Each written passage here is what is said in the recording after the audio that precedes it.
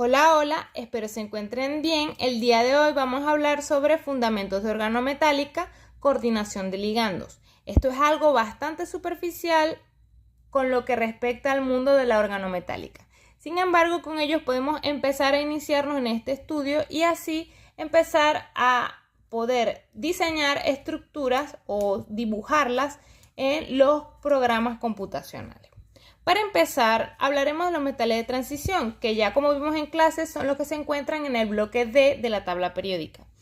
Serían estos que están acá en este recuadro. Según el nivel donde se encuentren, cambia su número cuántico, que para el primero sería 3D, para el segundo 4D y para el tercero 5D, que son los tres niveles o los tres, vamos a decir, periodos del grupo del bloque D. Este grupo también posee una configuración conocida como configuración de N y según la familia en la cual estamos refiriéndonos va a tener un distinto bloque de números. Para la familia del titanio sería un D4, para la del vanadio sería un D5, para el cromo será un D6, para la del manganeso será un D7, la del hierro un D8, la de cobalto D9, la de níquel D10 y la de cobre D11. Algo muy importante a resaltar es que es el estado de oxidación formal. Y el estado de oxidación formal no es más que la carga del metal cuando los electrones se asignan al átomo más electronegativo, que en el caso de la organometálica serían estos ligandos coordinados, ¿correcto? También vamos a necesitar referirnos a esta relación entre el estado de oxidación formal y la configuración de N. Nosotros aquí podemos ver la carga, que es el estado de oxidación. Si no tiene estado de oxidación, si es más 1, más 2, más 3 y más 4, podemos ver que según la configuración de N, él va a ir disminuyendo el de N. De 4, de 3, de 2, de 1 y así sucesivamente con todo, ¿correcto?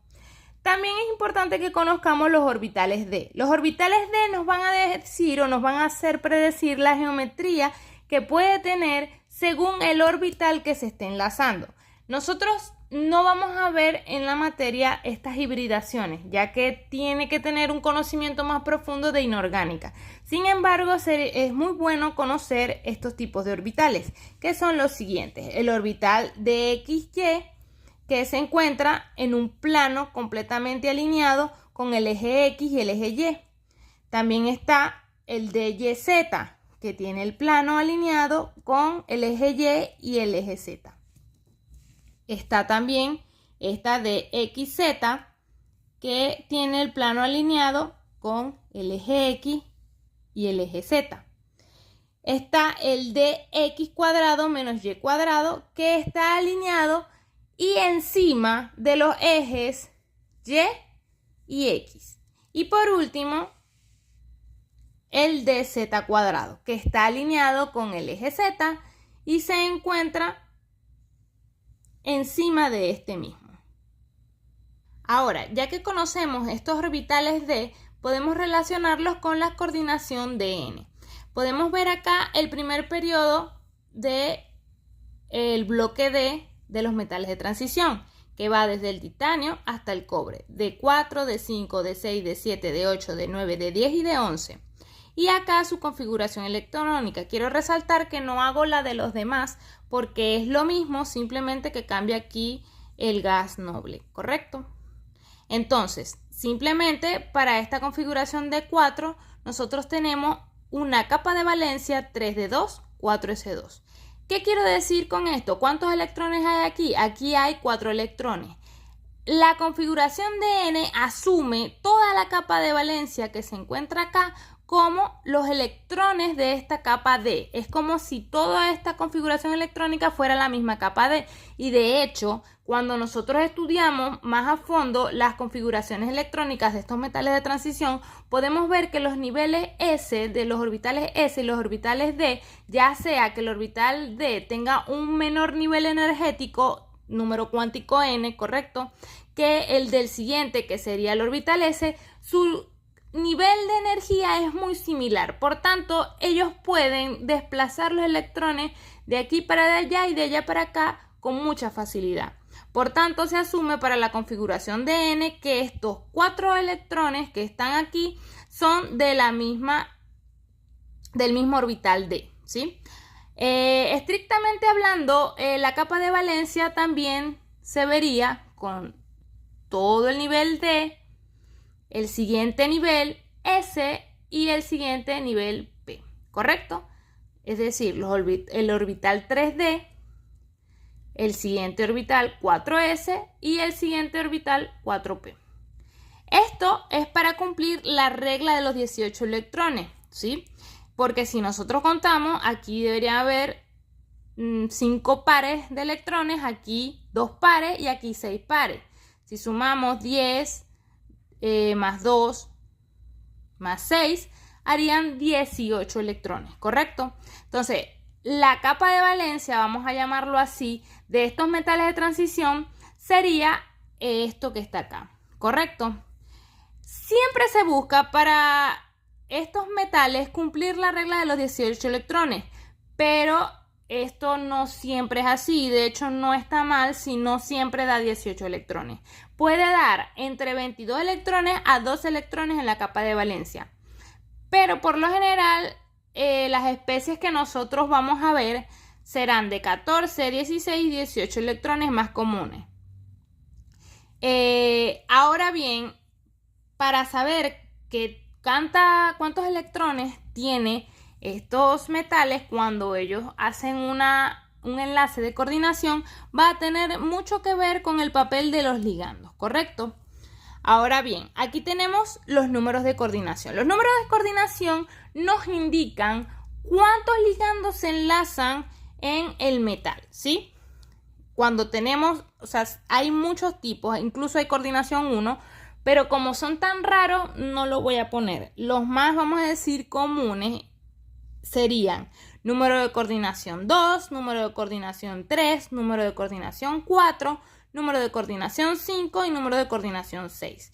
Y lo mismo para las geometrías. Las geometrías más comunes para el número de coordinación 2 sería la lineal, la del número de coordinación 3 sería la trigonal plana. El número de coordinación 4 hay 2 más comunes que serían la tetraédrica y la cuadrado planar. Y para el número de coordinación 5 sería pirámide base cuadrada y bipirámide trigonal.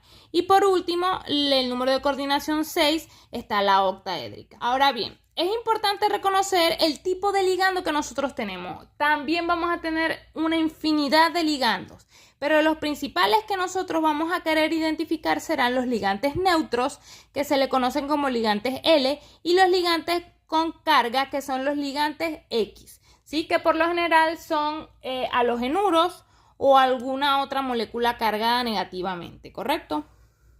Ahora, ¿cómo vamos a predecir la geometría? Sin necesidad, obviamente, de la teoría de orbital molecular, porque para esto nosotros necesitamos saber una base de inorgánica que por ahora no tenemos. Entonces, simplemente vamos a necesitar para predecir esta geometría el número de coordinación, el número de electrones en la capa de valencia. Esto obviamente tiene sus excepciones que dependen de el tipo de ligando y el metal. ¿Por qué? Porque el tipo de ligando me va a generar un cambio. Si este ligando es muy grande, si este ligando es muy electronegativo, me puede generar un cambio en la geometría. Y lo mismo con el metal. Si el metal no es del periodo D3, si no es del periodo D5, por ejemplo, entonces ya cuando no estoy hablando del cobre, sino estoy hablando del oro, entonces ese periodo puede generar, como ya tiene en ese periodo los orbitales F, puede generar que este tipo de electrones que también se encuentran participando de cierta manera en los enlaces genere un cambio de geometría. Es por eso que el oro tiene varias excepciones cuando se compara con moléculas similares a la del cobre. Ahora, dicho todo lo anterior, vamos a empezar con el primer ejemplo. El primer ejemplo, vamos a empezar con algo fuerte, con el metal de oro, ¿correcto? Este metal está enlazado a un cloro y a una trifenilfosfina. Para los que no lo conozcan, la trifenilfosfina es esta estructura que está aquí. Esta estructura posee 2 pares de electrones y 3 fenilos, ¿correcto? Esta es una estructura neutra y aporta 2 electrones al metal, ¿correcto? Ahora, el ion cloruro tiene una carga -1. Sabemos que el cloro tiene 7 electrones por el mismo y cuando está cargado negativamente se encuentra con 8 electrones. Y él va a aportar estos 2 electrones también al metal. Por ende, para empezar, para que la molécula sea neutra, porque esta estructura, este complejo es neutro, tenemos que neutralizar la carga del cloro. Para neutralizarla, el estado de oxidación formal del oro va a ser de +1. Entonces nos quedaría de esta manera. Entonces, si el oro, que normalmente es una molécula de 11, se carga positivamente con +1, o sea, genera una carga formal, él va a generar ahora una estructura como si fuera un D10. Entonces, aquí tenemos nuestra configuración electrónica, marcamos los 10 electrones y también colocamos los 2 del cloro y los 2 de la trifenilfosfina, ¿correcto? Esto nos va a dar un total de 10 más 2 más 2, serían 14 electrones. Estos 14 electrones son todavía, aunque no cumple la regla del octeto, una estructura estable. Y su número de coordinación sería 2. Para el número de coordinación 2, por lo general no hay mucho para dónde agarrar. Siempre va a tener una coordinación, lo que se conoce como lineal. También quise traer un segundo ejemplo de un número de coordinación 2 que yo he mencionado bastante en clase. Quiero recalcar que yo tenía un recuerdo vago, pero no era un benceno, sino era un ciclopropeno, ¿correcto? Un ciclopropeno que se genera de esta manera. Él tiene 2 dobles enlaces y una carga negativa. Esto genera esta resonancia y hace que aporte 6 electrones. Aporta 6 electrones, 2 de aquí, 2 de aquí y 2 de la carga y el que está aquí, como si fuera el cloruro, de esta manera. Y esto es el enlace pi que genera también aporta 2 electrones, ¿correcto? Y tiene una carga -1. Entonces, él se enlaza, así como yo les comentaba, desde ese anillo y genera que el hierro, que es un D8, se cargue con su estado de oxidación formal de +2, generando un D6. Aquí, 1, 2, 3, 4, 5, 6, más los 6 que aporta aquí, 1, 2, 3, 4, 5, 6, más los otros 6 que aportan aquí, 1, 2, 3, 4, 5, 6, generan 18 electrones. Y fíjense que para un número de coordinación 2 podemos tener desde 14 a 18 electrones. Para el tercer ejemplo tenemos una estructura de platino, un complejo de platino que tiene 3 trifenilfosfinas. Ya sabemos que esta molécula es una molécula neutra, por tanto no va a cambiar la carga formal el estado de oxidación formal del platino. Entonces el platino va a quedar como un mismo de 10, él va a tener la configuración de 10. Quiero resaltar que yo siempre hago la configuración electrónica como para que vean. Sin embargo, esta no es la hibridación que ocurre en la estructura. Simplemente la estoy colocando para que la vean. Recalco que no es la hibridación que ocurre en la molécula y genera otro tipo de hibridación, incluso enlaces y antienlaces, ¿correcto? Tenemos el platino que aporta 10 electrones y la trifenilfosfina que aporta 2 electrones por cada una, y cada una, que son 3, generan 6 electrones. En total tendrían una molécula de 16 electrones y un número de coordinación de 3, generando una estructura trigonal plana, como podemos ver acá. Vamos con el ejemplo número 4, que es el tetracarbonil de níquel, ¿sí? Esta estructura tiene como ligandos los carbonilos. Los carbonilos son una combinación del carbono y el oxígeno, que según la estructura de Lewis, sería algo así, ¿correcto? Y él genera un aporte de 2 electrones porque se enlaza por el carbono. Aquí nuevamente vamos a dibujar, es un D10, como estas moléculas son neutras, no cambia el estado de oxidación formal. Entonces nos quedaría níquel aporta 10 y cada carbonil aporta 2. Como son 4, serían 8. Y estaría en una molécula de 18 electrones con un número de coordinación de 4. Acá en el quinto ejemplo, el cloro-trifenilfosfina de rodio, nuevamente el cloro sabemos que es un ligando cargado, aporta -1, entonces el rodio debe tener carga +1. Entonces del rodio de D9 pasa a D8. Esta sería su configuración electrónica. 8 electrones que aporta el rodio, 2 que aporta el cloro y 2 por 3 que aporta la fosfina. Genera una estructura cuadrado planar de 16 electrones. Quiero comentar que para las estructuras de rodio, la mayoría de las que son de 4 enlaces son cuadrado planar. Es porque el rodio se encuentra a un nivel energético más bajo en comparación con el de cobalto, que recordemos que él es de la familia de cobalto. El cobalto puede generar estructuras tetraédricas. Sin embargo, el rodio se le hace más cómodo generar estas estructuras cuadrado planar. Y estas, siempre que yo haya visto, son con 16 electrones. Continuando, voy a dar los dos ejemplos acá de una vez, el ejemplo 6 y el ejemplo 7. Los dos son números de coordinación 5, ¿sí? Tenemos el níquel y tenemos el hierro. En este caso tenemos el ion cianuro. Este sería pentacianuro de níquel y este sería pentacarbonilo de hierro. ¿Correcto? Entonces, acá el níquel aporta, si hacemos el balance de carga, si este complejo es de carga -3, entonces sabemos que si este ion, que es el ion cianuro, aporta una carga negativa, una carga -1, porque también se enlaza desde el carbono, y aporta 2 electrones, entonces esta carga sería -5. Para contrarrestar esta carga, el níquel debería asumir un estado de oxidación de 2 positivo, lo que lo generaría como un D8. Generando esta configuración y haciendo la suma nos daría 18 electrones. Aquí volvemos a tomar en cuenta algo bastante importante. ¿Qué pasa con esta estructura? Esta estructura es un D8, hierro D8.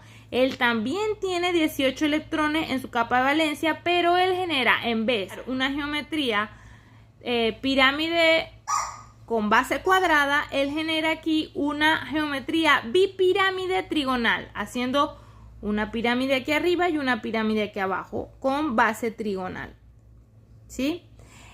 Estas dos estructuras tienen un nivel de energía bastante similar, ¿sí? El cómo vamos a diferenciar estas dos estructuras, eso nos vamos a ayudar con el programa de química computación. Por último, tenemos el hexacarbonil de cromo, que es otro complejo. Sabemos que los ligandos son neutros, entonces el cromo queda como un D6. Se multiplica, cada uno de ellos aporta 2 electrones, se multiplica por 6 y 6 más 2 por 6 serían 18 electrones, generando el número de coordinación de 6. Estos suelen ser siempre de 18 electrones. Dicho esto, el complejo que nosotros vamos a diseñar en clase va a ser el complejo de Vaska. Este es un complejo para hidrogenación y es un complejo de iridio. Sería el clorocarbonil trifenilfosfina de iridio, ¿sí? Y lo vamos a ver en clase. Si quieren un poco conocer cómo es, pueden ir buscándola. Su geometría es cuadrado planar y el iridio es de la familia del rodio y del cobalto.